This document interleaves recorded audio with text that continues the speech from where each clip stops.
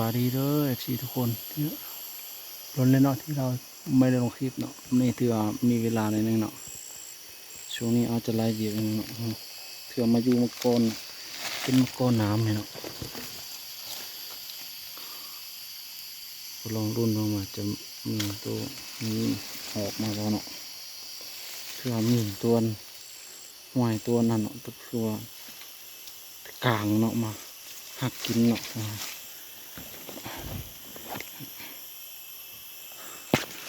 เถื่อตกหลายแล้วเนาะ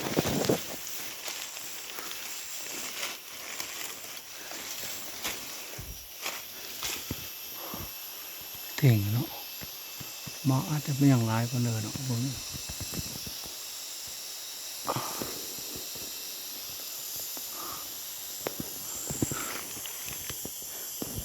เพื่อนถือว่าตกหลายอยู่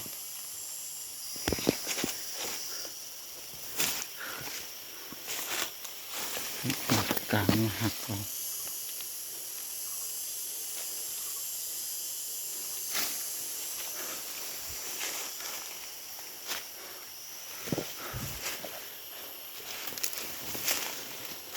เนาะถือว่าพอเสาเฮ็ดวันหนังก็เนาะเพื่อนก็ลองติดตามไปเบิ่ง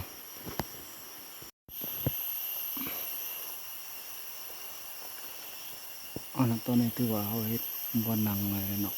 ระยะก็บ่ไกลเป็นไรประมาณ20 เมตรเนาะอยู่ไกลๆนึงเนาะมากับปืนคู่ใจคือเก่าเนาะแฟกเตอร์คือเก่าเพื่อนก็ลองติดตามไปเบิ่งว่าจะมีตะหอกบ่เอามาหัวตอนนี้ก็4 โมงปลายเนาะ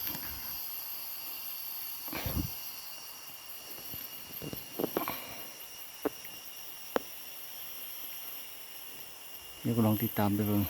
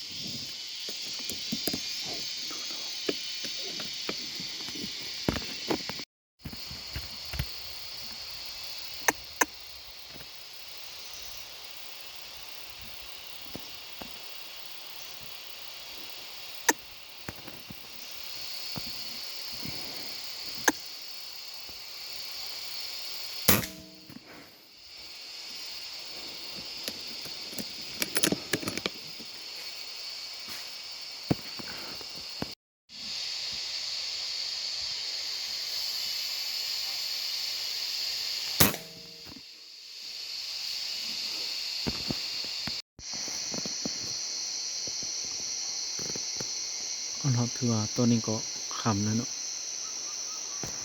7 โมงแล้วเนาะเขายิงหอกตกไป4 ตัวเนาะเขาจะไปสอบกันว่าจะเห็นกี่ตัว